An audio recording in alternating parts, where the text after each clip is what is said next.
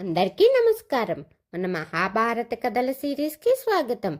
అందరూ ఎలా ఉన్నారు? నేనైతే చాలా బాగున్నాను. మీరెలా ఉన్నారో కామెంట్ రూపంలో తెలియజేసేయండి. మరి ఈ కథను ఎంతవరకు చెప్పుకున్నామో గుర్తుంది కదా.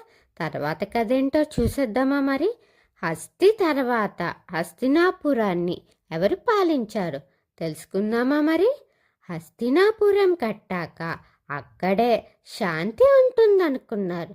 కానీ అక్కడి నుంచే మొదలైంది మహాభారత కథ. అదేంటో తెలుసుకుందామా? రాజు హస్తినాపురాన్ని నిర్మించిన తర్వాత చంద్రవంశాన్ని ధర్మ మార్గంలో నడిపించాడు. హస్తి తర్వాత ఆయన వంశంలో అనేక ధర్మపరులైన రాజులు పాలించారు. వారిలో ముఖ్యంగా అజమీఢుడు మహారాజు హస్తినాపురాన్ని ఇంకా బలంగా మార్చాడు. ఆయన పాలనలో కూడా న్యాయం, శాంతి గుర్తింపుగా మారాయట. అజమీఢుడి వంశంలో భవిష్యత్తులో మహాభారత కథానాయకులు పుట్టబోతున్నారట.